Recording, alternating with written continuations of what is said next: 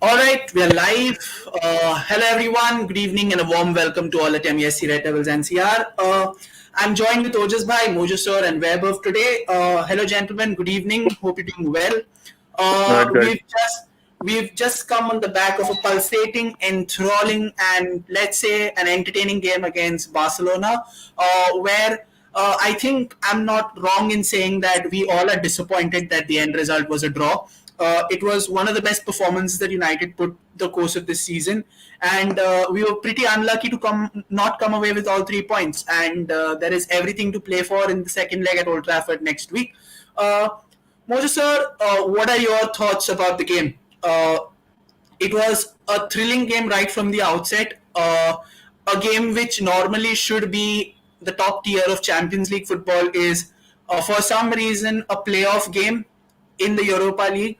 But still, it was one of the best games of the season. And what were your thoughts on the game? I mean, it was one of those games wherein both the teams were hell for leather going at each other. And you don't normally see that in Europe. I mean, forget Champions League, you don't even see that much in the Europa League. That for 90 minutes, both teams are at it. And yeah, you're absolutely right. No, I replied to one or two of those messages last night that it feels like a loss. But I was like, listen, going to Camp Nou and doing what we did, it's something which tells us that we are finally, under Oli and under Mourinho, it was always like, United have turned a corner, a win or a important result here or there, but we never actually turned the corner. But this time around, it feels proper. So I would say it was a great game. So some of our players stood out big time. Yes, Casemiro's error led to that freak goal, but apart from that, Casemiro was brilliant. I am running out of things to say about Rashford, uh, and I think I mean, look, it was just a brilliant team performance yesterday. Um, I just hope uh, we can keep that intensity at Old Trafford, and with the crowd behind us, we can see them off. So yeah, great game. Yeah, a bit of a bummer that we let go of the win, but then that's what it is. It is. I mean, at the end of the day, you can't complain that it's a draw. And I mentioned these reasons in that WhatsApp message that I sent because um, our second goal, no matter how creative and how intelligent Rashford was an own goal, and the equalizer that they got was more or less a freak. It went through all the players.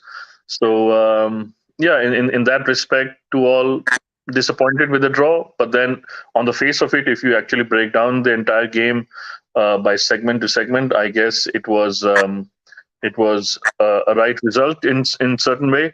But then you got to also understand that the last 10 minutes why Barcelona was so aggressive or others, constantly playing in our half was because you could visibly see that we had got tired, and that's a result of playing games every 3 to 3.5 to 4 days, and Barcelona brought on two or three of the youngsters, and they had a right go at us in the last 10-15 minutes. We were lucky to survive that. Casemiro clearance somehow hitting the post, and yeah, I mean, look, on the balance of everything, 2-2 is a good result, but it fills me with a lot of confidence that we can actually turn them over at Old Trafford. Yeah, I mean, totally get it. I was especially impressed with the way that we turned out to play, especially after conceding the first goal, which again was a goal that should have been avoided because I felt that De Gea shouldn't have conceded on his near post. Being a goalkeeper myself, it's the cardinal rule that you cannot concede on your near post. And But I unfortunately, the don't think. first. Look, I totally understand because there are a lot of people going on the hair yesterday. But if you look at closely, that corner was attacked by whoever the scorer was, that ex-Chelsea guy, and but the hair wasn't necessarily positioned at the center of the goal when the corner was taken. There were Barcelona players in between. They moved off the goal line and in front of De Gea as the corner was taken. So there was plenty for De Gea to cover and to to get near his far post, or sorry, his near post. But then I would say, look, if I was to blame anybody for that, I would still say 20 to 25%. I would say De Gea, and the remainder 80 to 75%. I would say Aaron Van Bissaka again lost his man on his near post. It's as simple as that. It is as simple as that.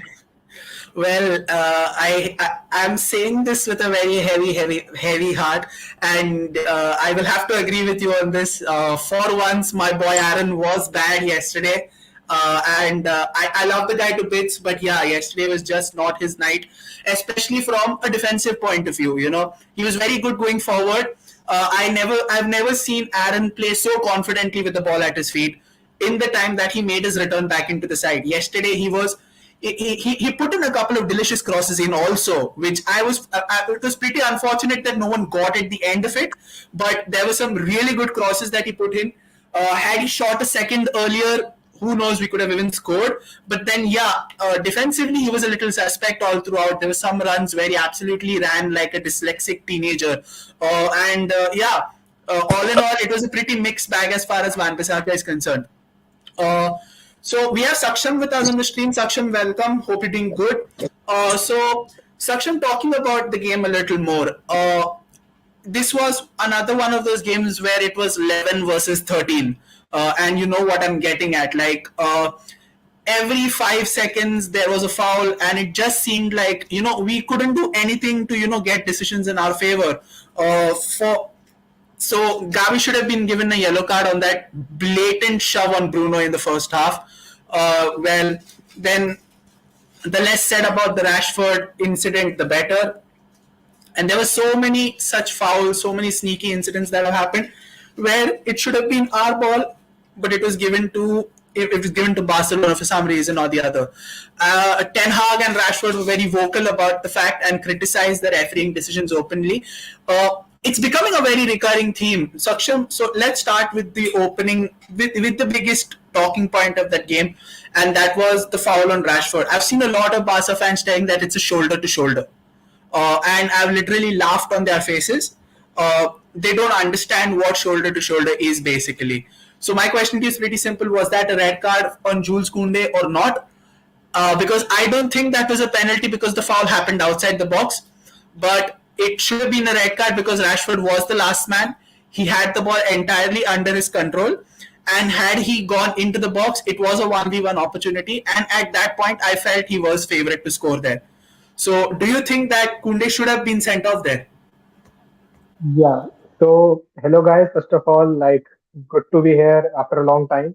And you see that the refereeing decisions last night. I only agree with the referee's decision if they failed the Ten Hag eye test, because I think that was spot on from Ten Hag to do an eye test on the referee. That what are you guys exactly seeing on the pitch? Okay, if they fail that test, that decision makes absolute sense, because the Barca fans, or even if the referee says that the Kunde tackle was a shoulder to shoulder, that's just, man, are you blind? Because he just pushed him from the back. Okay, it's not a penalty, it's outside the box, but that should have been a red card. Minimum, that should have been a yellow. I don't think that was a yellow, right?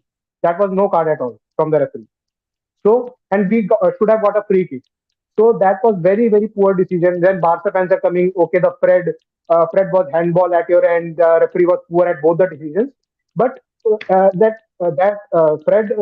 Fred's handball can be discussed. But Kunde, that was literally visible to you. So that's not making any sense to me. I think Tenag and Rashford are absolutely right that Kunde was to be sent off, and that should be a red card and a free kick to us. And obviously, Gavi, like, he's the type of player who gives you attitude, who gives you like shoulders. He's passionate about those things. Like, he irritates you sometimes. He gets the ball, throws it out on the outside, and all that stuff. So that's just Gavi. And yes, that you said that on Bruno. Then he when shouldered him and Bruno got down. That should have been a yellow as well. And I'm glad that he misses the next leg. Both Pedri and Gavi are out for the next leg, and that gives us an upper advantage. But man, poor refereeing. I don't like, the referee was literally the man of the match and the 12th and 13th player of Barcelona, and that should have been a red card, and we should have got a 3-1 or a 4-1 win if that was a red card. Absolutely gutted by that one. But anyway, we played really well. I craved for this game, a 2-2 at Nou Camp, Rashford scoring after Dwight. It was York who last scored in Nou Camp, and after that Rashford scoring. So big plus, and just it's the mentality Yes. was. I think I called the game very correctly on the stream yesterday. Call me a genius or call me Nostradamus. That's totally up to you. But I said this was going to be a 2-2 draw, and yes, it was a 2-2 draw. So web of coming to the game. So Ten Hag started with a very creative formation. He decided to carry forward that Weghorst experiment that he did against Leeds from the start, right from the outset, where we seen Weghorst play at the 10, and it worked. Because in spite of the fact that Weghorst did not win a single one of his aerial duels, which is a surprise considering that the man is 6'9" or whatever his height is, but he was very well involved in the moves, and he should have I'm saying should have scored that goal where he was through on goal. And I think uh, overall we went in there and had a tactical masterclass. We did not let Frankie De Jong play at all. He was barely involved in the game. Pedri wasn't that much of an influence as well in the time that he was involved in the game. Rafinha was marshaled excellently in the first half, and then was Lewandowski even playing? So yeah, all in all, what did you make about the tactical shift that happened in the game? And do you think that we were unlucky to go out with a draw? Well, unlucky against 11 or 13, that's definitely up for debate because I feel we were unlucky against 13 and include the linesmen and everyone, to be very honest with you. Look, I think Eric Ten Hag, I mean, he's time and time again, he's proved that, he's this tactical genius, he's somebody who just doesn't go with the flow, a pre-match plan, right? He's somebody who can change the game in the middle by inserting new plans. And we've seen that time and time again. And look, Eric Ten Hag, I mean, the midfield battle was very crucial, right? We do not have Eriksen, we do not have Sabitzer. I mean, Fred, I mean, he is inconsistent, right? But Eric Ten Hag, as a manager, he's been getting the best out of him. And that is very good, right? I mean, look, with Weghorst, I think we sort of pretty much knew what we were getting with Weghorst. Basically a guy who would put in the shift in, a workhorse, who would do the hard work. I mean, look, he should have scored that goal no matter what. If you're playing for Manchester United at such a high stage, you should be putting those behind the net, right? But then again, I don't think Weghorst is a Manchester United quality striker. No offense, he's a Burnley striker. At best, he's a bottom half Premier League striker, right? But unfortunately, Ten Hag has to do with what he's got to do, right? Look, I think the way Eric Ten Hag has set up his team, look, going into the game, Barcelona had like a very, very good defensive record, right? But that did not stop us from, going to Barcelona's end and, sort of trying to choke them, right? We did have those few chances, post 25 minutes, post 20 to 25 minutes in the first half, we did have those chances, right? Where, Marcus Rashford had a shot, Weghorst was one-on-one. I think Eric Ten Hag is a very, very shrewd manager. He knows and he sort of plans properly, with against which player what needs to be done and what needs to be deployed. We saw Casemiro taking the lead against the midfielders of Barcelona, right? They just did not let them happen. I mean, Varane and Luke Shaw, they were keeping Lewandowski on lockdown, basically, right? Set pieces is something which we need to work on it, right? I mean, we do have a set piece coach right now, and we have been better in set pieces this season, I would say, under Eric Ten Hag. But again, I mean, if you're going to give away those goals like that on a cross, it really hurts, right? In the matter of the thing, I don't think we deserve to lose. I think we would have had scored 4 goals, 4 at least, comfortably. I think that foul should have been given on Rashford. Blatant cheating there, blatant, absolutely blatant cheating there. Weghorst should have scored that one-on-one chance. So I think we were wrong. We pretty much should have nailed on 2 goals. Tough luck, but I mean, we just went out there at the Camp Nou with 90,000 people. It was probably Barca's one of the biggest games this season so far. Let's not kid ourselves. You know, So I think with such an atmosphere, it could be very intimidating. Maybe for the likes of Sancho and all these guys, it could have been very intimidating, right? But the way Eric Ten Hag has managed to, sort of gel this unit together, sort of prepare tactically for, the potential threats, be it Haaland from Man City, how we sort of neutralize that threat in the derby that day, or be it Pedri for whatever time he was there. I think Eric Ten Hag knows what he's doing. He's planning. He's a manager who's relentless, and the results just show that, right? He's a person who takes it game by game. He's not somebody like a Ole or a Mourinho, right? Who's got one eye on the other, who's got one eye on some other games, probably thinking, oh, you know what, this game is not so irrelevant, right? I mean, let's not kid ourselves. Had we been under Ole Gunnar Solskjaer or Mourinho, probably they would still have that far sight towards the Carabao Cup finals, and they would be. I'm pretty sure they would be playing weaker French players, right? But with Eric Ten Hag, that's not the case. He takes it game by game. He prepares for them tactically well. I like the way he prepares for the individual players, the way he prepares for those players who could be potential threat towards Man United. So I think as a manager, debate with me. I can tell you for sure, I can vouch for it. In today, he's the top. He comes in, top five in the world as manager. Yeah. No doubt, top 500% sure. I don't think anyone disagrees with me in the panel. You know, Yeah, I mean, I totally agree. He and I think even after when he came into the post-match interview, he literally came out with his bag saying that we're going back to Manchester right away this night, so that it gives the players extra time to recover for the Leicester game. Which shows how meticulous he is in his planning, how meticulous he is in his approach to each game. And I don't think he's going to prioritize any competitions. This man is going to make sure that we are in all four competitions as long as we can. Which is very evident by the lineups that he's putting out. He's putting out close to his best lineups in every single game. Uh, Vishal Bhai in the comment says that someone did not want to play Europa League is playing Europa League.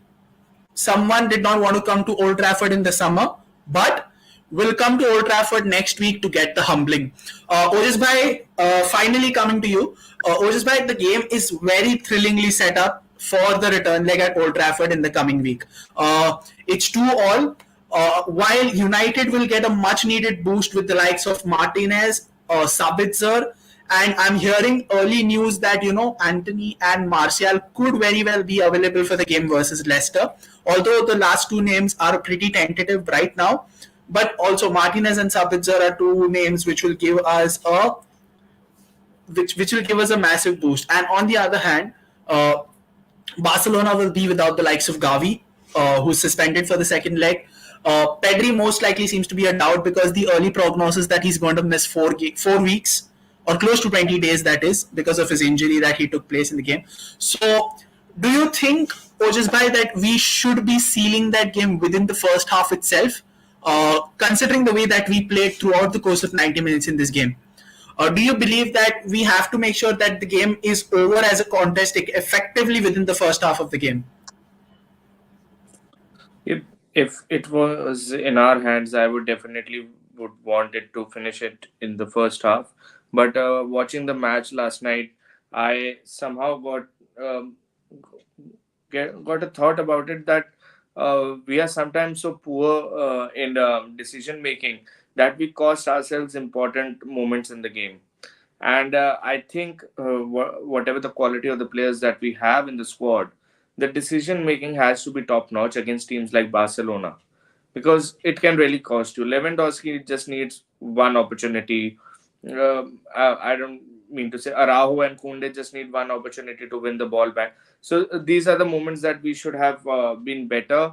And I believe with the players coming in after the suspension, that Sabitzer and Lisandro will definitely boost the squad.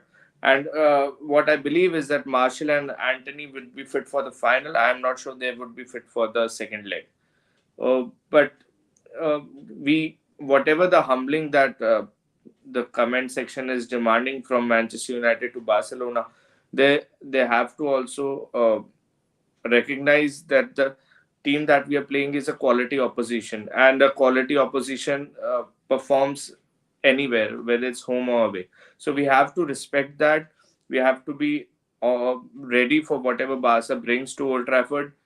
And like I said yesterday also, that we have to take the game to them and not sit back, which we will of course do at Old Trafford, but just convert the chances that we have missed yesterday. It was game over in the first leg itself. If Weghorst and Sancho chances got in, it was over for me. The tie was over. So these type of chances that we miss, I hope they don't cost us, but we should be always ready for challenges like Barcelona at Old Trafford.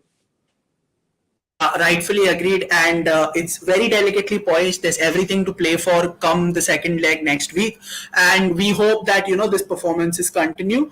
But for now, let's focus our attention to arguably one of the most important days as Man United as a club and the Man United fans in general. It is a very seismic day in the history of United, in the sense that today is the deadline day for all the initial bids to come in for the impending takeover of the club.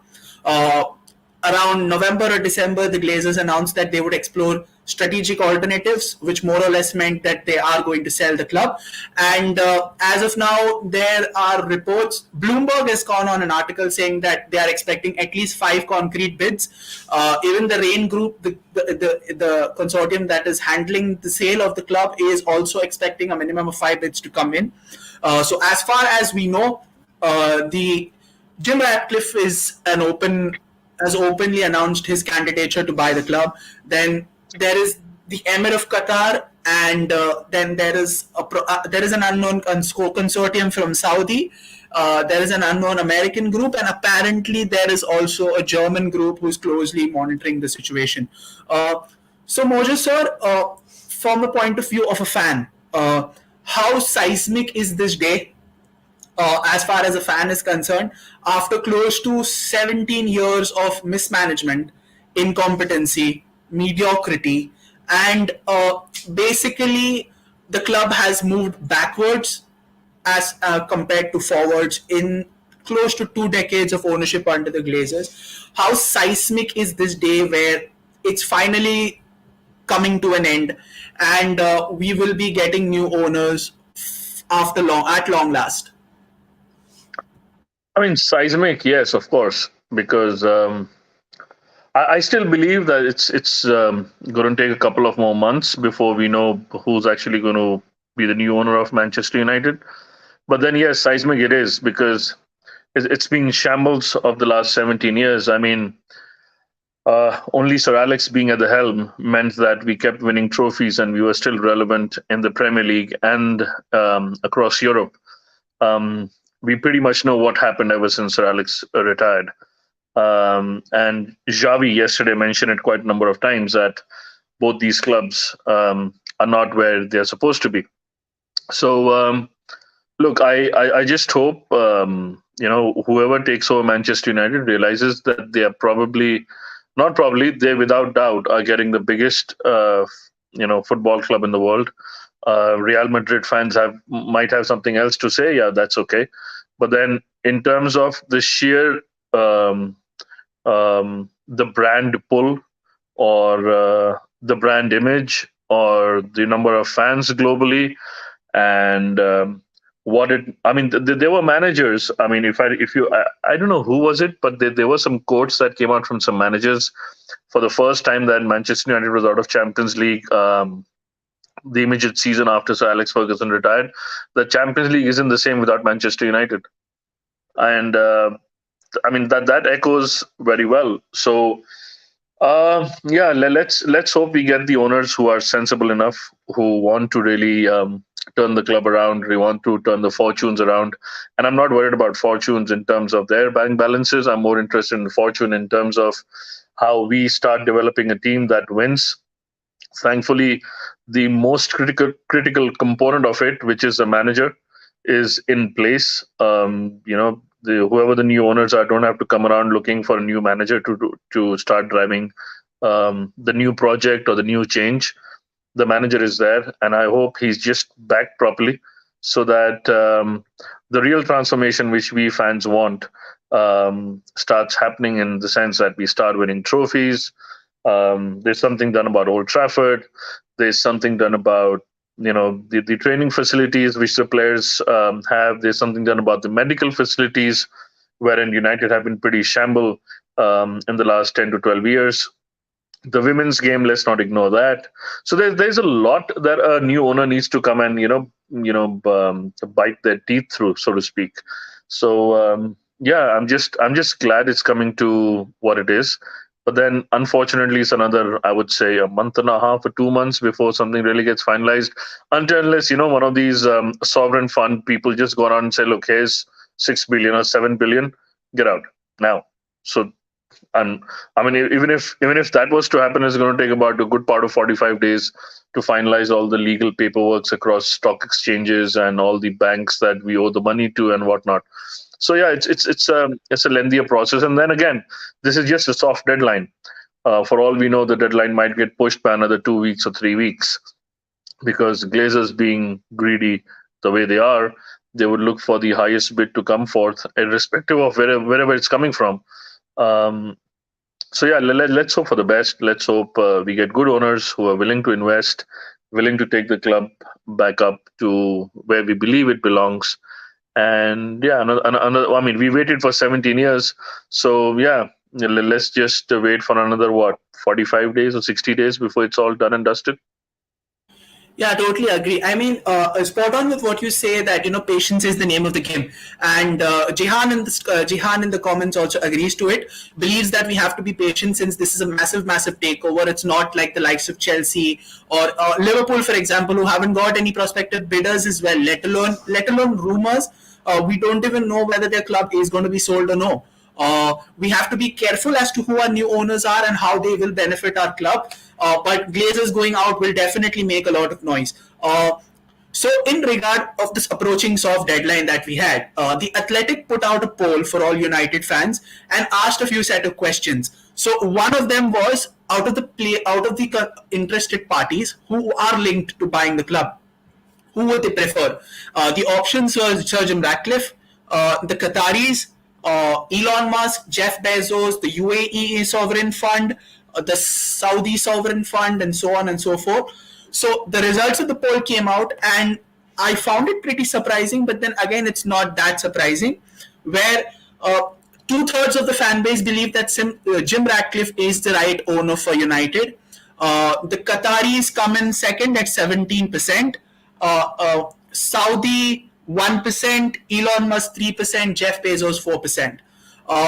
Weber, what are your thoughts on this poll? And if I were to ask you, do you believe that Sir Jim Ratcliffe is the ideal guy to take the club forward? And this is on the basis of whatever limited information that we have. That is sure solely based on the amount of news that is coming out as to who are the concrete interested parties in this. Let's take Elon Musk out of the equation. That man most of the times is high, and I for one am pretty certain that the club would go to shit considering that he's employed his dog as the CEO of Twitter. Enough said about his interest based on that matter itself. So, do you think if there were three bids, for example. Let's say it's Jim Ratcliffe, it's the sovereign fund from Qatar, and it's the Saudi investors that have put in the bid. Who would you believe to be the ideal person to take our club back to where it was in the earlier stages? I'll come to that question later on about the Athletic, poll. I am not sure. I mean, I would love to know the details of the poll. As in like who were the ones who voted for it, right? Because Athletic, as far as I know, is a paid outlet, right? You need to pay to sort of get the scoop and news of that, right? If it's those people, I mean, if it's those handful of people, I mean, I'm believing or presuming it's 1,000 people. I mean, Manchester United's fan base is above 700 million, right? It would be injustice to sort of do a poll amongst just 1,000 people to sort of get the result. I'm not saying that the poll is wrong or the poll is bullshit or it's rubbish. I'm just saying, what, I don't think it's feasible to do a poll like that. And rival fans could also sort of contribute to it, right? We all know, the rival fans would not obviously like it that United would have tremendous amount of money. So I'm not really sure about the poll. Coming back to the second question, who could be the perfect owner? Wow. Look, I think it's just the way football is heading today. You know, I would love to have that dreamy scenario wherein, we get owned by a billionaire and, we are this club who's, sort of living on its own revenue. We are sort of, climbing up that ladder and, that fairy tale story, right? But I mean, Darren, let's be honest, that's been long gone in football. I mean, you cannot have that. You seriously cannot have that success. Those 3 year plans which Ole or the Glazers or the board talked about at that time, you cannot have those 3 year plans anymore, right? By the time you are like, okay, fine, we'll have a 3 year plan so we can tackle Liverpool and Man City. By the time the third year arrives, you've got a new opponent in Newcastle, right?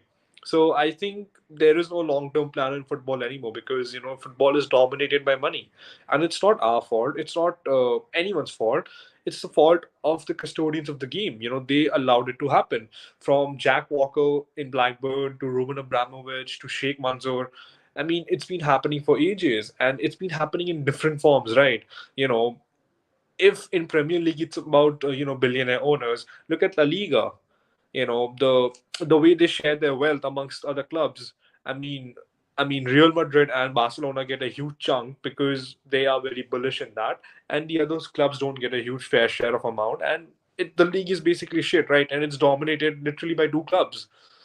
Um, Look, I think for me, my ideal owner would be somebody who's loaded, who's got enough cash, who could surge in that money, just pump in that money into our club, right? Old Trafford, I would want it to be renovated, not broken down.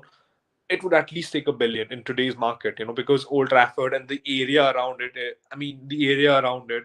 I haven't been to Old Trafford and yet, but it's got that railway networking line, it's got those parking lots and all that. So it's a very, very tricky scenario to renovate and sort of extend the seating arrangements, right? That would at least take a billion. Our squad with the manager we have would at least need 500 millions. We still owe a lot of clubs a lot of money for our previous transfers. I was reading somewhere we still owe Everton the Lukaku money. So that's how bad we are, right? So we would need to, sort of clear all those debts. You would need to pay off some people. We would need to pay off a lot of people, actually. Let's be very honest. On in my mind, first name comes is Harry Maguire, probably if our club is ruthless enough under the new ownership, and then all the prats who've been running our club like a circus. We would need to invest heavily. Cristiano Ronaldo in his interview did say, how far behind we are with our training methods and with the state of Carrington, right? You know, well, the man was spitting facts. That is the only good thing he did for the club, I think. It needs massive, massive investment. Personally, I'm not really confident with Jim Ratcliffe. I do not like the sound of him trying to borrow money and all that and all that. I want somebody who could just come in and pump in the money. We just shouldn't be worrying about all this debt and all this thing and how is he going to manage the money and stuff like that. Jim Ratcliffe, like he's got the perfect profile, right? The lad from Manchester, billionaire. Britain's richest man, has the respect and all that and all that. But I mean, it's not feasible in today's. It's not feasible in today's competition, right? Um, though Man United is a huge club with amazing revenues, I do not think if we were to go down that path of us being a sustainable club, running on our own finances, I think the big sharks in times come will eat us up. You know, Today it's us who are getting sold, right? 3 clubs are already sold to super wealthy people who are pumping in money like anything. Man City, Chelsea, Newcastle.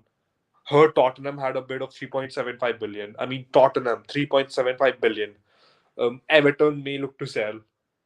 These clubs will get bought someday or the other by some mega rich billionaire, right? What are we going to do then? So I think I would go with the Saudis because I feel because Qatar has got that PSG connection and I sort of don't want to feed a club like that. So I would go with Saudis because even if they have a Newcastle connection, I think we are bigger than Newcastle, so that shouldn't be a problem. In all fairness, we're bigger than PSG as well, but then that's beside the point. So Vishal said it pretty matter of as a matter of fact. Anyone who has a proper sporting budget and a bank full of money, modern football needs money to succeed. I think you couldn't put it in more apt words than that. Glazers will sell United and buy Liverpool. Yeah, that would be the best love story, and it would generally mean that Glazers did care for our club after all, considering the fact that they will go and buy Liverpool ahead. So, uh, well, then Vishal believes that Ambani should try to buy. I'm not in favor of that. Like I and Mojo sir have said this earlier, it's different buying an Indian wicketkeeper for 15 crores, but it's an entire different kettle of fish where you go to buy a player for say what 700 or 800 crores. So that's a pretty different ball game altogether. Khail Rahman asks who's the owner of United. Is the bid over? So technically, the bids have a deadline for today, Khail, and we do not know yet as to who our new owners are. So there's a lot of speculation going on, and we are waiting. We are waiting for it. Yeah, Jihan, today 10 o'clock Eastern Time US is the soft deadline. It's not exactly the deadline, it's a soft deadline. We have five seriously interested buyers. One of them is Jim Ratcliffe, one of them is the Qatar Investment Agency. One of them is a Saudi consortium, one of them is an American consortium whose identity we do not know, and there is another German consortium which is keeping eyes on the situation. So these are the five that I know. There could be many more, there could be less as well, but these are the five names that have been floating around in the open market. Sakshan, talking about the ownership. So I mean, if and when the club it changes hands as far the new ownership is concerned, there's still a lot of things to be done. Uh, and as you've seen, the Glazers weren't communicating with the fans, who often serve to be the lifeblood of this club. They seem to forget where the club has come from. Before the club was a commercial behemoth, this was a club of honest workers. Newton Heath. There is a lot of history. There is a lot of pride attached to this club. You will see a lot of people in and around Manchester talking about how proud they are to be supporters of United because they represented a lot of the common people during the years gone by. So how important it is for the new owners to uphold the ethos of the club. I mean, surely it has to be one of the things that has to be in the bucket list of the owners to do. So how important it is that the new owners come in and understand the culture of the club and stick to the culture of the club.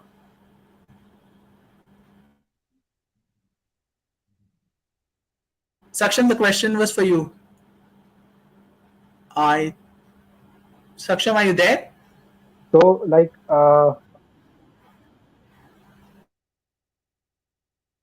yeah, yeah. So, am I audible now? Uh, Is my voice clear? yeah, you are audible. Yeah. Let me check my voice. Give me a second.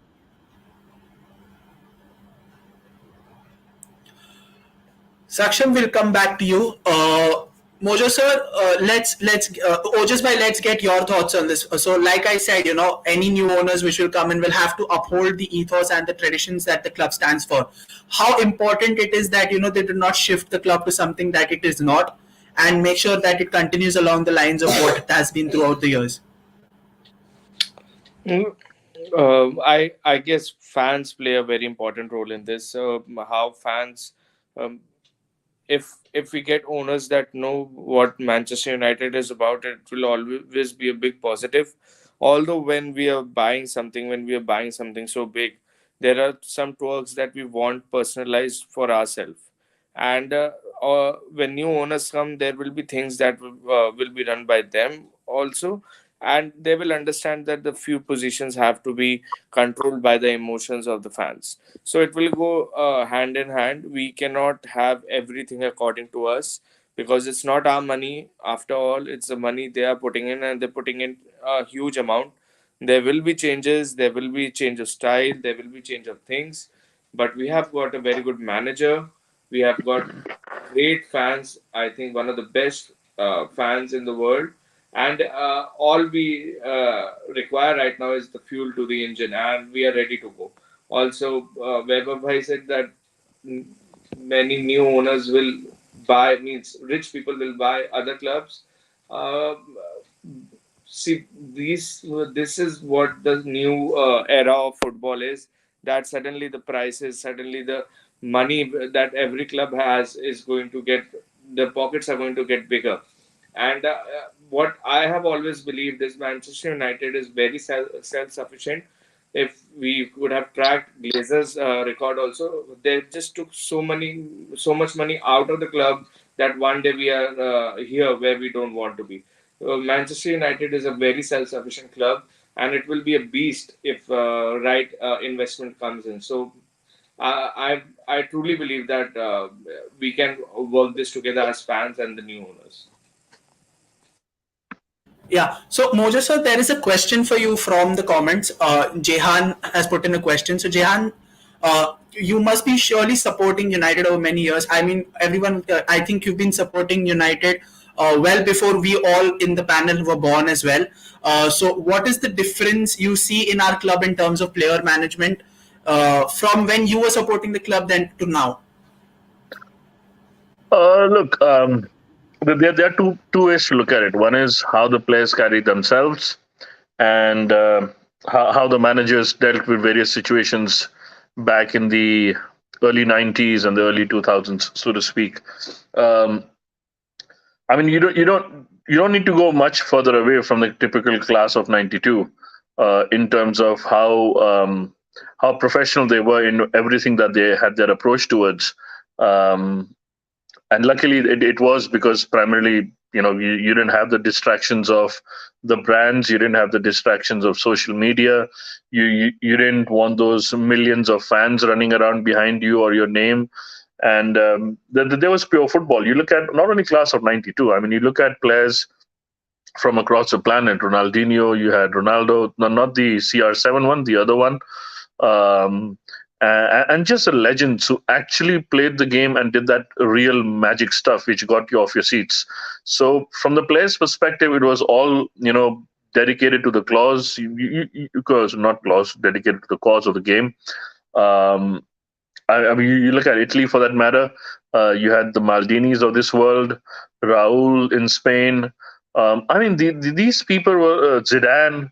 So you had absolute legends playing across many leagues.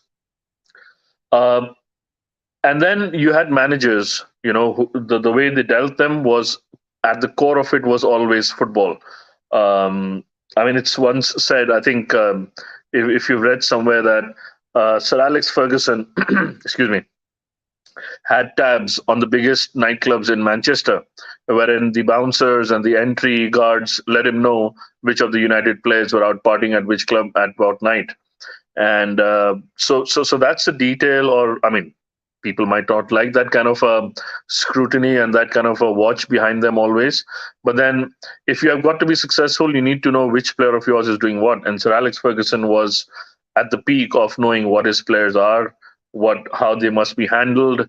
At this point in time, when I look at it, um, I don't ever think that even the likes of Liverpool of the past or United under Sir Alex, um, and there are numerous examples for it.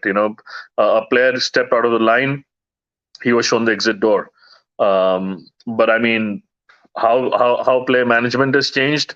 The entire Mourinho and Pogba saga is a perfect example that the club chose to back the player or the manager. And I mean, that's like you beginning to hammer nails into your coffin, and that's exactly what it led to. Neither did Mourinho become successful, and we all know what happened with Pogba. The likes of Lingard and the entire culture around United with Maguire and everybody, after every defeat we go again, this, that, and the other. So I still believe that you have players who are extremely committed to the cause of the game, like Bruno, for example.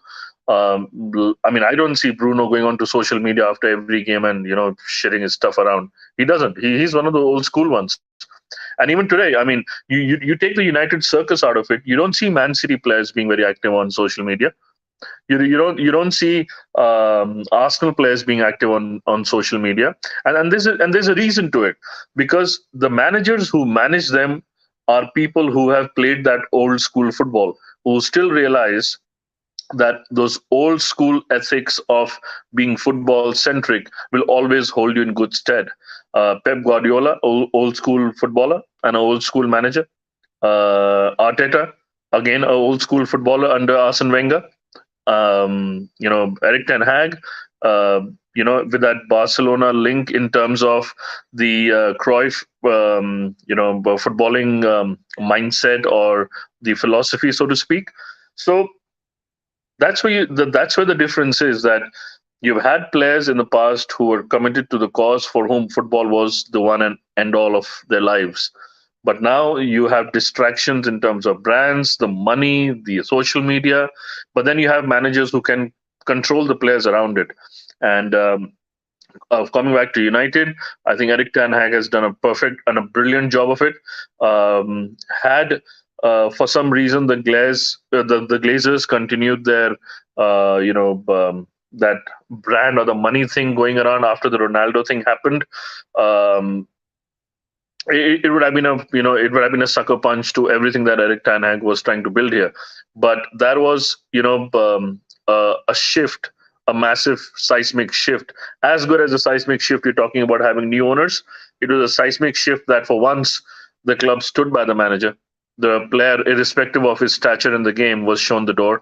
So that's where we are getting back to now as United. That players will be picked, players will be selected for various adulation, so to speak, based on the performance, not just because I'm an 80 million fucking fridge, I get a bloody captain's armband. That's not going to happen anymore. So so to reply, to just put it all together for the question that was put to me, players previously, I would say, were very focused and professional to the sport. Managers basically had a very good insight onto the players they had, how to manage them. It was far easier back then.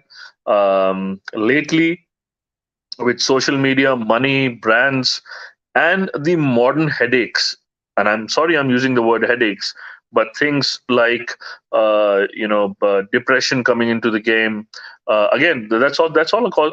It's my personal thing. That's all a cause of people getting to earn too much money too quick, and not knowing how to handle that fame or not knowing how to handle that money, which then leads to a slight failure, and then they don't know how to handle that either. So all these distractions need either strong personalities amongst the players themselves, which I find is a little feeble, because we've seen that with the likes of Lingard. Unfortunately, he went through a problem, and I believe Sancho went through a similar sort of a problem when he was kept away from the first team for about 3 to 4 months. But then you need equally stronger managers to handle modern day footballer problems. So the way it's changed is the way the society has changed. Otherwise, the core of it has got to be always football, and I'm glad Eric Ten Hag will bring it back to that amongst the United players. Sorry for Very the rant. interesting. No, it's fine. Very interesting that you put forward old school managers and old school way of handling players. You put in the example of Sir Alex Ferguson having a tab in all the biggest nightclubs in Manchester. Do you believe with the likes of Arsenal, City, and now United, do you think that old school style of management, the hard nose, hard knocks approach, is once again making a return back into football? As far as the player management style is concerned, because let's take an example, not of the United side. I think the United example is pretty clear with the Cristiano Ronaldo incident. But for Arsenal side, for example, where it was Arteta versus Aubameyang, and Arsenal firmly and unequivocally put in their support behind Arteta for that matter. Aubameyang was their highest paid player. He was their club captain. And I think he was their talisman on the field as well, considering the season that he had, where his goals were singularly responsible for Arsenal winning the FA Cup that season. It was similar to what Ronaldo did in his first season back with the club, where he scored the most goals for the side, single-handedly carried the club, and you get the gist. And then the most recent example is where Pep and Cancelo were there, and then immediately Cancelo was shown the door. Do you believe that this is a sign of that hard-nosed school of management once again making a prominent return? Because you could see that a lot of the managers were pretty hands-off. they let things go as per. They were a little lackadaisical in their approach. A little too laissez-faire, you could say, where they let the players do their thing and only jumped in when it was absolutely necessary. Do you think that this shift is pretty visible not only in English football right now, but in some of the other leagues as well, where you can see Liga, for example, PSG is managed by Christophe Galtier, who is as hard nosed as they come, and you can see the shift in the performances. Whereas teams under Tuchel and under Pochettino were pretty much their own circus, like you rightly pointed out, the modern football, the strata that is there, and then you always have Carlo Ancelotti, who is always one of those, who is the pinnacle and pioneer of the old school managers.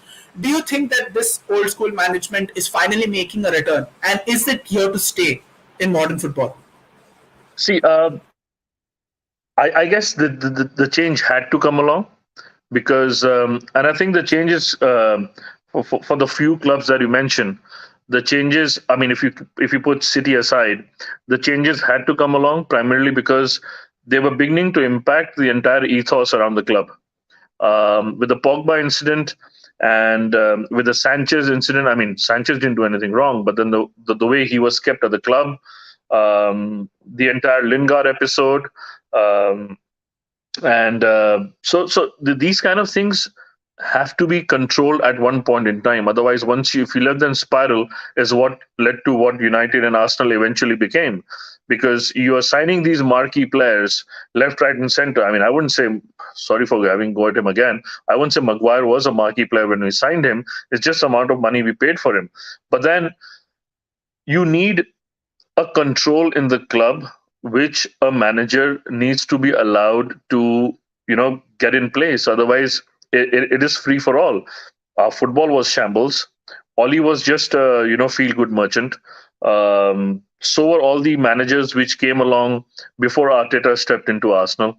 And so were the likes of Tuchel and Pochettino at PSG, because they were just like, I mean, how are you to control a player if you don't give your manager the authority to do so, and that joker is earning something like £400,000 a week, and you're letting that person drive your social media, your fan engagements, your brand engagements.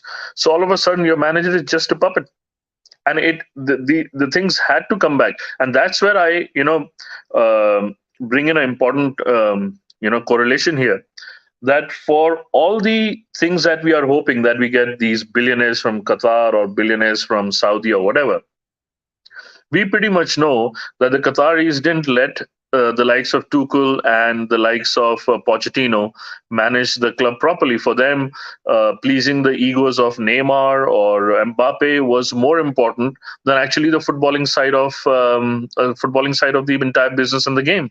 So how are we to know that we might get somebody with 350 billion sitting in their pockets, but they don't let Ten Hag do their work, like it was pretty much evident for the 3 to 4 years that have gone by in PSG. For all the money they had, for all the talent that they signed left, right, and center, they were nowhere near a Champions League trophy.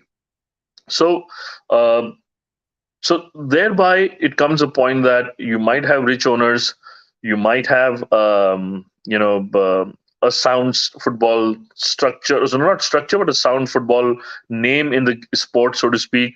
But if you don't give your manager the powers to run that show, then then you're heading for trouble. And if you don't give the manager powers to run the club, then why the hell do you sack him for the results? Why don't you sack the players? Because you can't sack the players, because under the contract, you'll be then required to pay them off for 2 or 3 years, whatever the period is left off.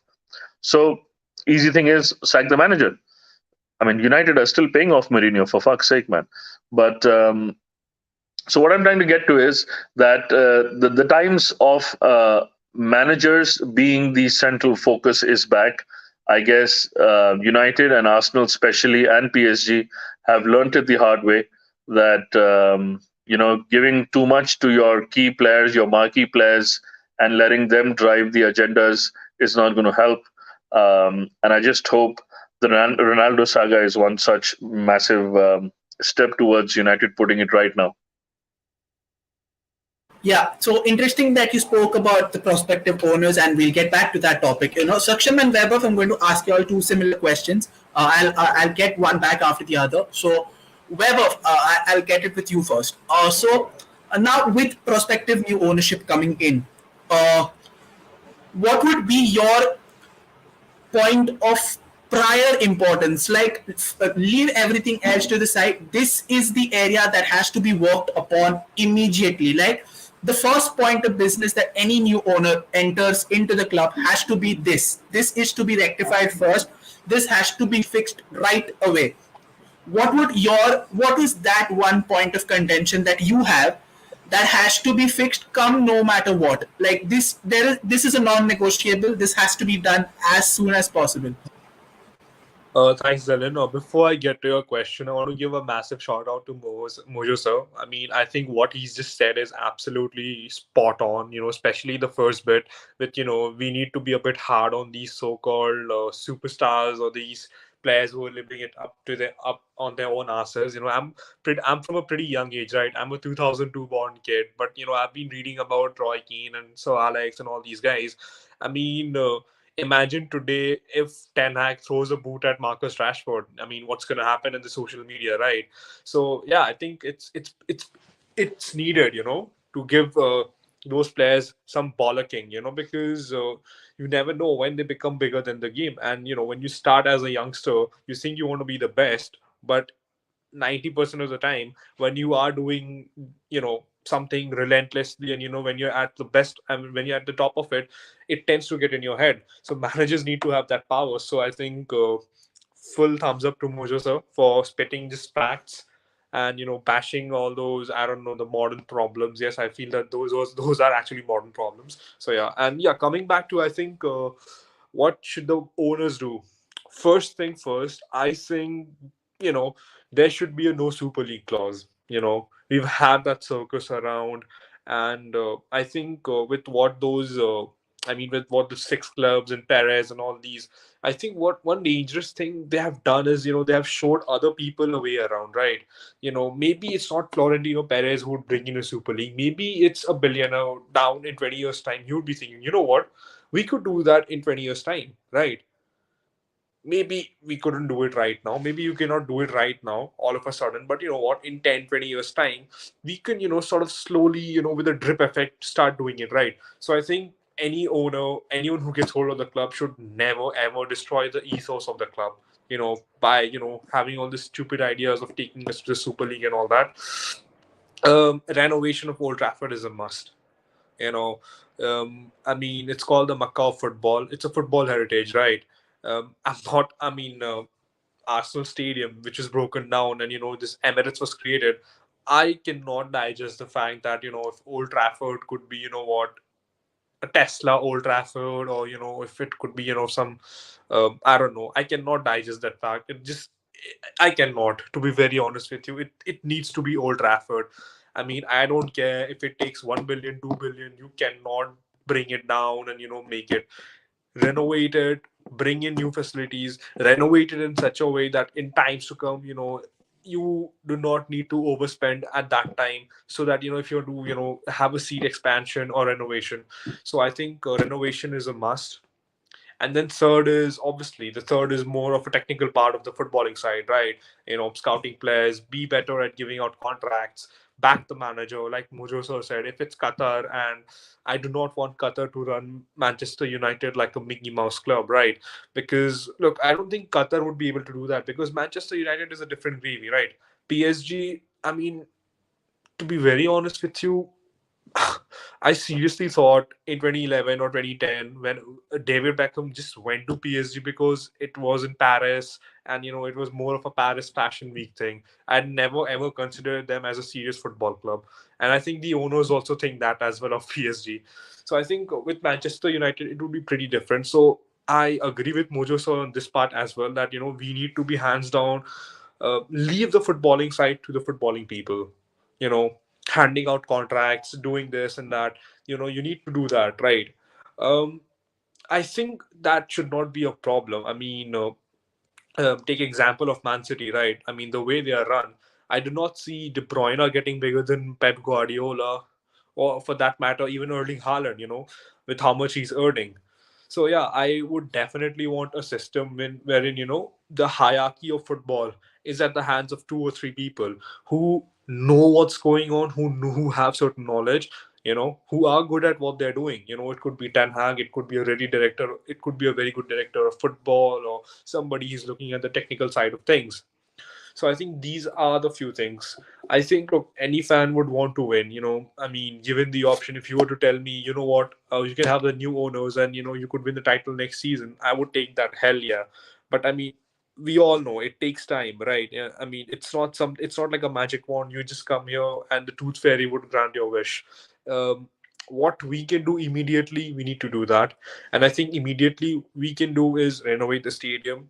You know, put in more money and put in more efforts on certain aspects, and sort of making ourselves better from within, by firing out the crap people, by trying to do something good in Carrington and all that and all that. And let's hope for the results to follow, because obviously results will follow if we follow the correct ethos of the club and the correct way to run the club. So I think my immediate probabilities would be this. But my top one would be avoiding Super League at all costs. Premier League, UEFA, they should just insert a clause, no Super League whatsoever.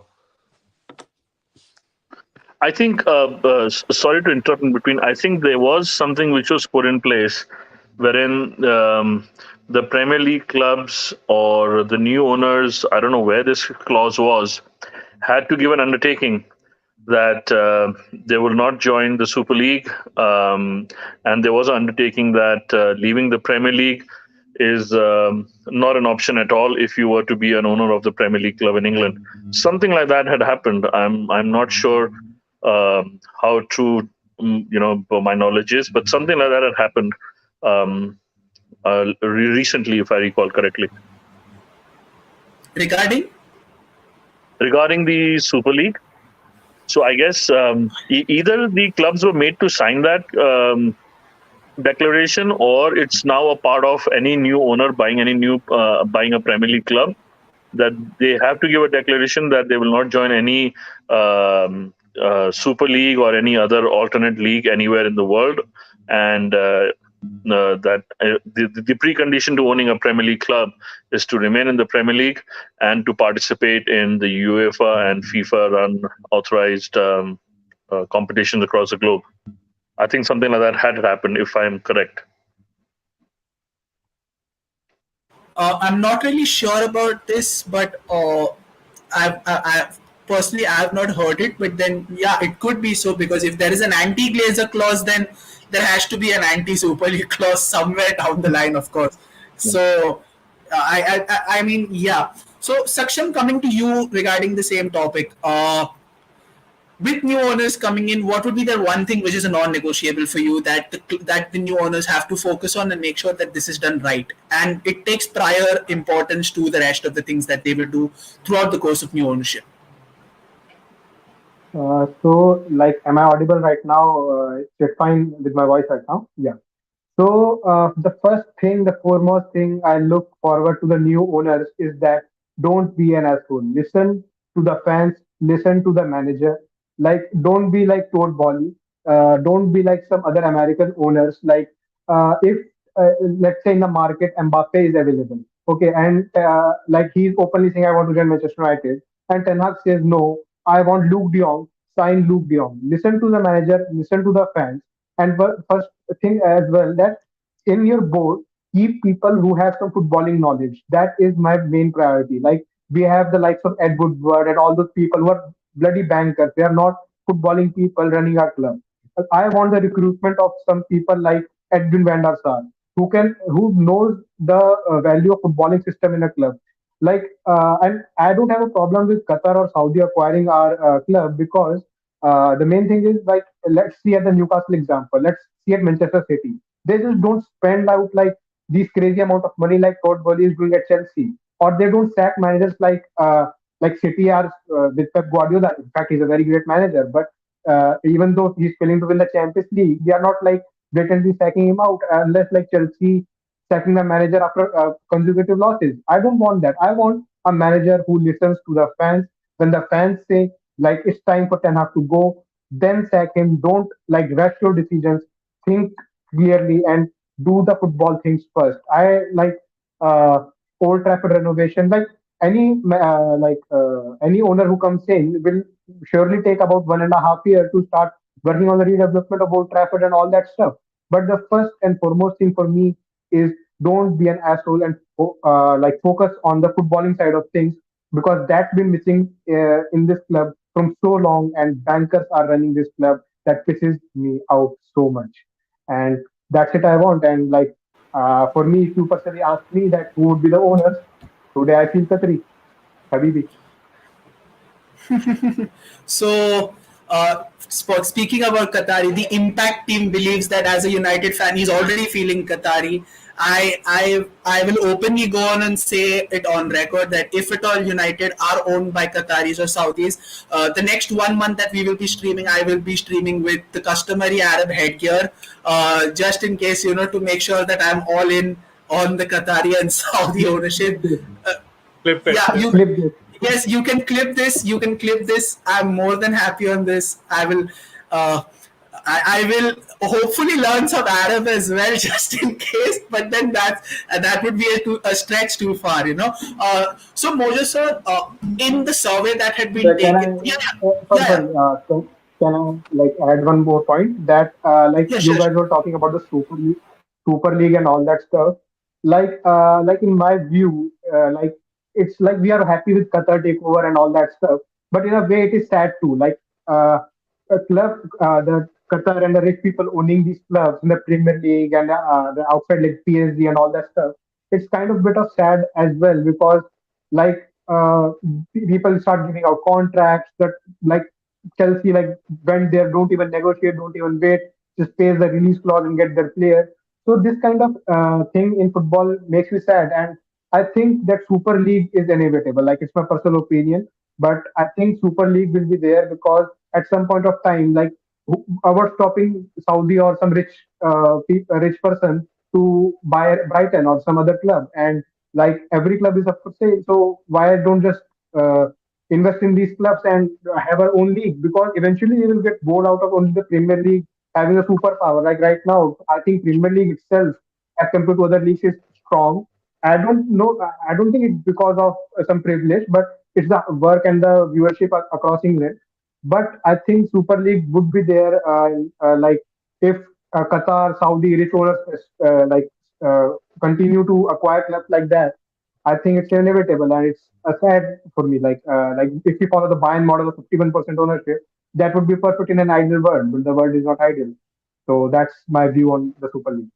Yeah, but then again, you said rightly that the Premier League is become the Premier League because of the work that the league in general has put to make sure that every club is on a level footing.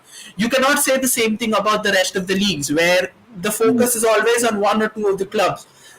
There was a very interesting debate that had happened, I think, where Jamie Carragher for one spoke some of the best insights that he gave, where he spoke about, I think it was one of the journalists saying that why can't the Premier League um, distribute the money to all the other leagues. And Cara was like, why?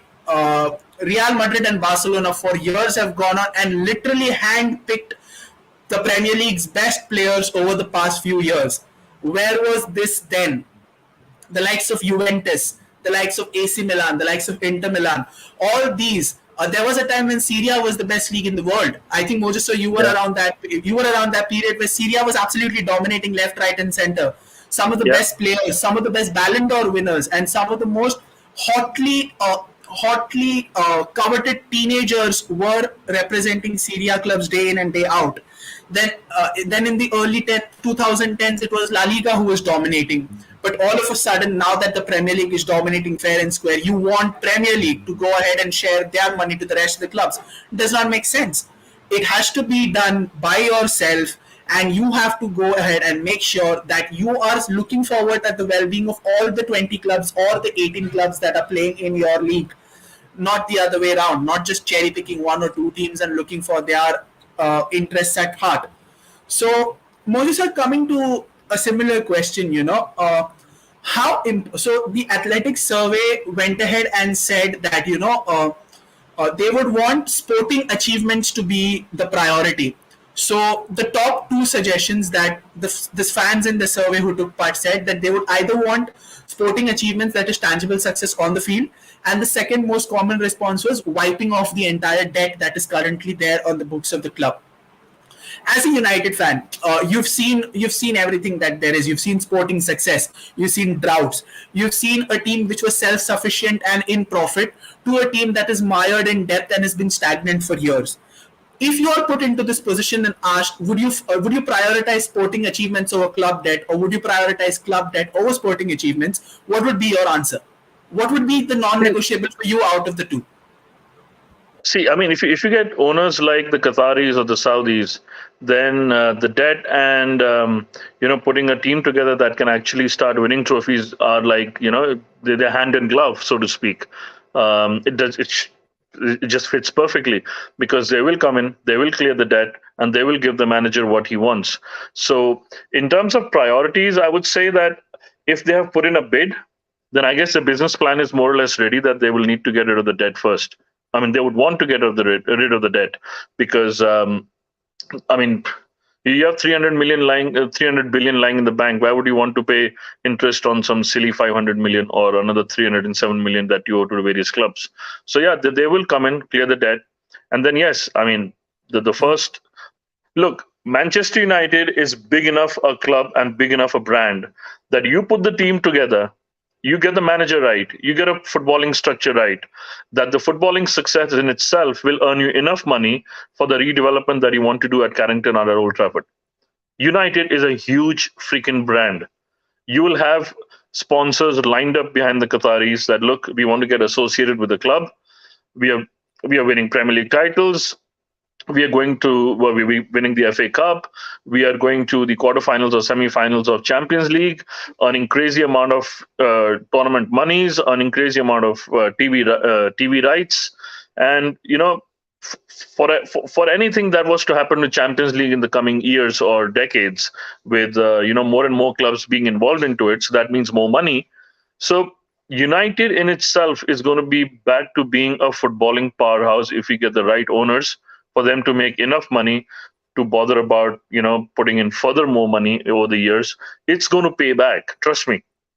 You get a proper owner, you get a proper footballing structure, you get that first team absolutely bang on perfect to start qualifying for the best tournaments and running through various different stages and going through the finals or the semi-finals of various tournaments, and you will see that we will start making money. Once you start making money, it'll pay back. It'll pay back in no time. United is such a big brand. So if you ask me, my first priority is get the team right. My second priority will be start doing something at Old Trafford and Carrington. And I'm not so much fussed about the debt because I guess within their business plan, they would have known bidding a 5 billion or a 6 billion would involve a further 1 billion to pay off the debts that we owe to the other clubs or the previous managers, or to the various financial institutions for the debt that the glazers loaded onto us. So clearing the debt is not so much of a problem. The new owners would know about it. So my first thing would be get the team right, back Ten Hag, and United with its success, fan base, and media earnings will pay all of that back very soon. Yeah, absolutely correct. So Weber, sticking to the bucket list that the prospective owners will have once they join in and assume ownership of the club, United over the last decade have more or less become a club that was focused on commercial success rather than success on the field, which was clearly shown in the sacking of Louis van Gaal.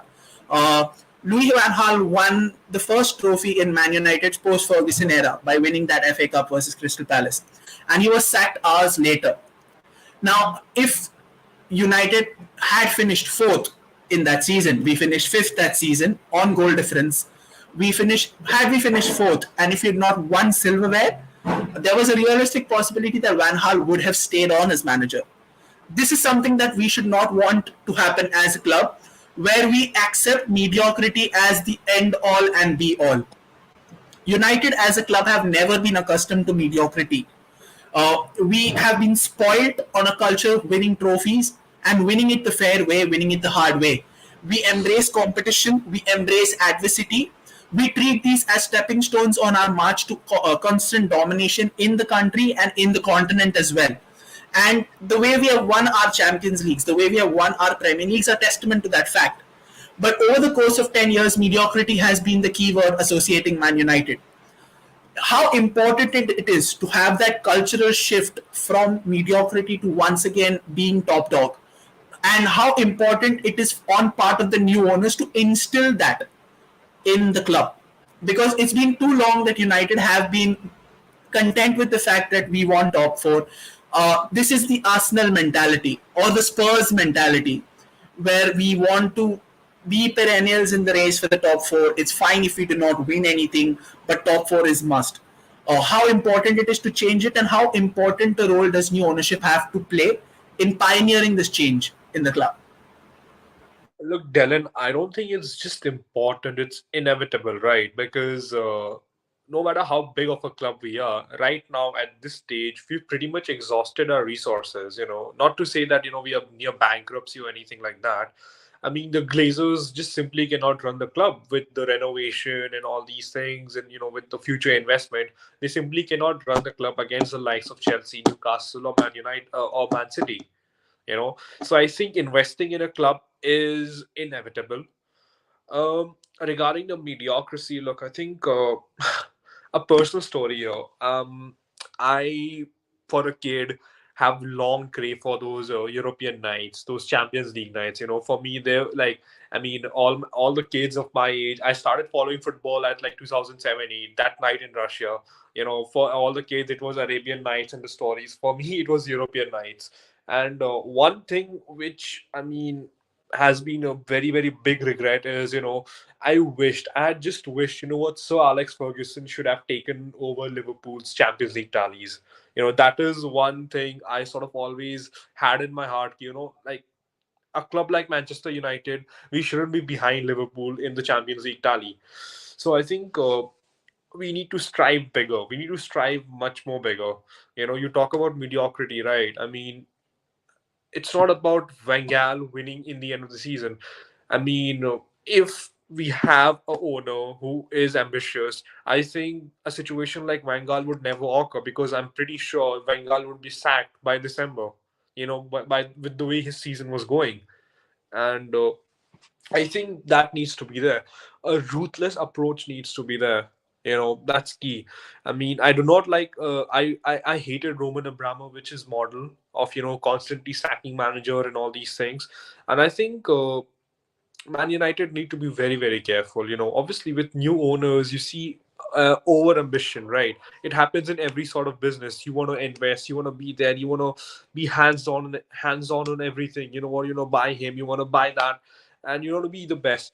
You just need to be. We just need to be sure as new owners need to be sure. You know what? We just do not overachieve. I mean, we do not over excite ourselves in ambitions, right? We do not put unnecessary expectations. I do not want a scenario where this summer window, Jude Bellingham and Kylian Mbappe comes to Manchester United and Ten Hag is expected to win a double of Champions League and Premier League. I do not want that sort of a scenario. Give the man his time. Um, Neither do I want a scenario wherein yes, we are reaching the semi-finals and finals of the Champions League. We are, going toe to toe against Man City, but we're not winning and stuff like that. We need that sort of ruthlessness. On we do not need to look good on paper. We actually need to be looking good. I mean, that is a forefront for me. Um, and I think regarding look, to put an analogy, post Sir Alex Ferguson, Man United was like that spoiled prodigal son or spoiled prodigal child who was living off a legacy money left behind his forefathers and ancestors. Now, what has happened is that money is over. So the prodigal son is looking for new ventures, i.e., Blazers looking to sell. So I think that sort of sums it up perfectly. And we need to be ambitious in our projects. We need to be clear, you know, thought process, clarity between the fans and the club, what they want. That needs to be very, very clear. I mean, as fans, we're not stupid, right? I'm sure. I mean, the earliest memories of, where I sort of resonated with what Sir Alex wanted was like, in 2012, everyone saw it coming a mile away that, we needed a striker, to win that 20th Premier League title. We needed a out and out striker, right? And the club got Van Persie. For previous 3 years, everyone was pointing out that we need a CDM, you know, but arrogantly or feebishly, this club does not want to listen. They want to go for the glory signings, Sancho, Cavani, Harry Maguire. I mean, English centre back. So I think that sort of clarity needs to be there. I want a system like, what's there in Bundesliga? Director of football talking to the player, talking to the media and fans about transfers, director of operations talking about future ventures of the club, manager talking about the footballing side only. I want that sort of a clarity. So I think that is very, very important in a strive to, sort of go forward in the correct direction of winning ways. Yeah, very aptly put, very well put, Vaibhav. The analogy was perfect, and the way that you spoke and elucidated on the situation is also pretty much the way that we are currently right now, and something that we seek to move forward and improve to be better versions of it. With that being said, before we wrap up our stream, Mojo sir and Vaibhav, final predictions, not exactly a prediction, but your choice per se. Who would you want to be, Mojo sir, who would you want to be the owner, and why it should be one of the Middle East sovereign funds? Look, unfortunately, you're competing with the likes of Man City and Newcastle very soon, or PSG for that matter. People who have deep pockets and can buy anybody left, right, and center. And but then again, you have the likes of Liverpool and Arsenal who have owners who are not so wealthy, but then are beginning to Liverpool already have, and Arsenal are beginning to put in that football philosophy that you don't necessarily need loaded owners will get you somewhere. But then there's a parallel catch to it that United are so far behind in terms of everything, primarily to do with Old Trafford as a stadium, to do with Carrington as a training center, that a new owner who actually puts together a consortium and comes together will eventually, after 3 or 4 years or maximum 5 years, start looking at their returns on investment. And beyond the 4, 5, or 6 billion, whatever the Glazers accept, Old Trafford needs 2 more billion to go into it. You need a team, you need a new stadium. Even if you don't need a new stadium, you think you can get away with some 4 or 500 million pounds spent on it for a proper renovation. Mind you, you have 700 million standing there in debt as well. So it's a lot of investment that a new owner needs to bring in after what they have paid the Glazers.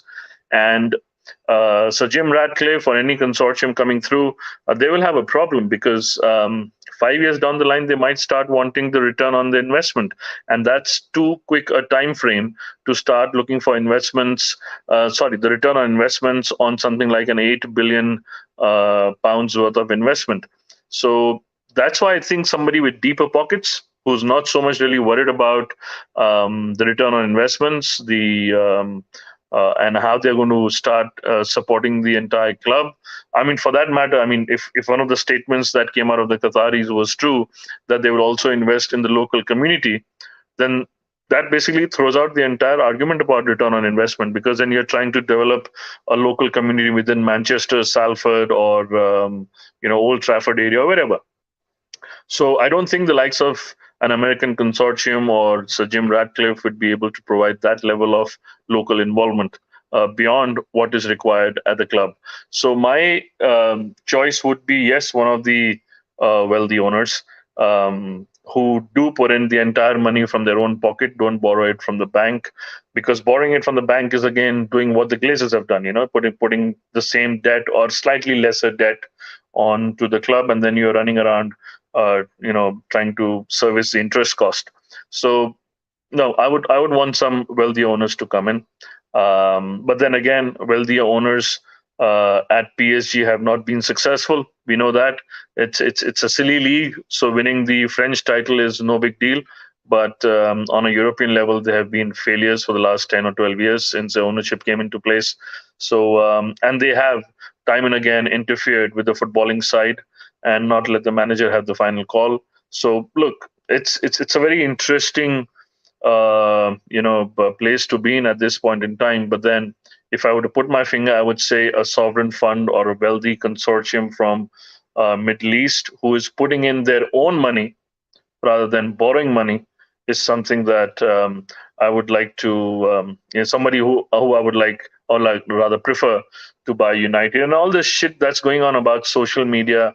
We talked about in our previous conversations about certain fans having issues about Saudi or Qatari human rights, and then some LGBT, whatever that is, groups having issues about Saudi or Middle Eastern ownerships.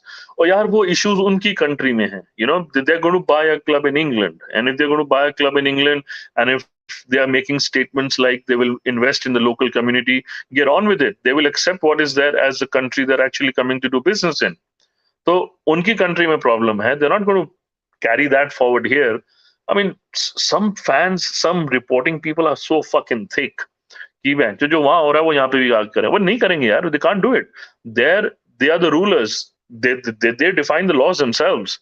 यहाँ पे you have a proper democratic setup of the entire society, the government, everybody. So you go by the laws that the country has. And if the UK law says that LGBT, whatever that is okay with them, then Qataris don't have a choice. You may as well accept it.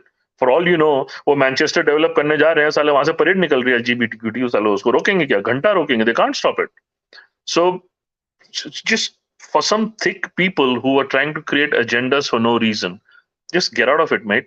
Because in that same respect, you shouldn't have those owners owning Man City then, should you? Just because your LGQBT thing is the last 5 or 6 years prominence development that's happened in the social strata, you should be asking Man City owners to leave Manchester then. Why are you tagging along with them? And then talk about hypocrisy of some of the English media. Only a year and a half ago, the Saudis took over Newcastle. Was LGBTQT whatever not there then? It was.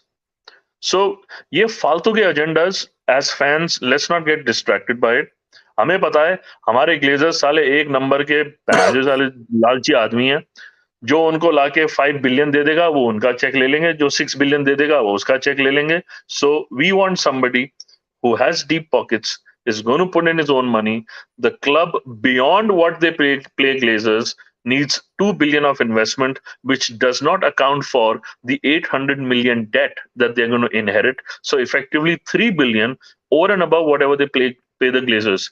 And I honestly do not think Sir Jim Ratcliffe or anybody in terms of the American owners has the wealth to put a bid through, primarily because if they borrow money, the interest rates across Europe and across America are on the way up. The federal banks are increasing those interest rate basis points. So borrowed money pay, you cannot have 8 billion of investment come through right now. It just cannot happen unless you do it, and we are into the same shit again. So wealthy owners, that's it. Very well put, very, very eloquently said. A lot of bases that you had to cover were covered in the way you spoke about prospective ownership. And somewhere down the line, I certainly believe, and that should be something around the lines that should be implemented, and like Weber spoke about the survey in the Athletic also, there we do not know which people were in the Athletic who were participants in the survey. So, yeah. Can I just add to what? Yeah, go on. Yeah. Yes, please. These so-called blue tick journalists, they have this so-called problem against Man United, getting owned by Qatar or any Middle Eastern consortium.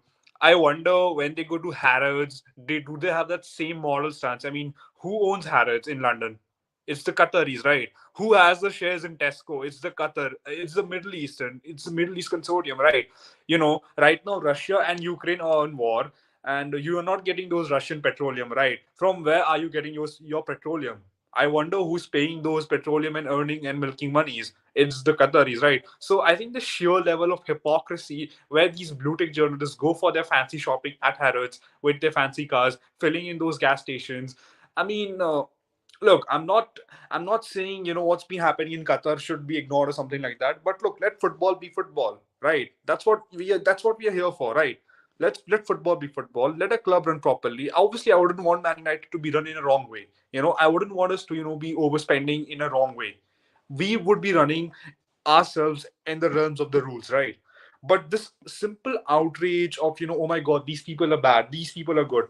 I mean, to be very honest with you, Americans do not have good history until last year. All of a sudden, everyone thought, oh my god, Roman Abramovich is the worst person ever.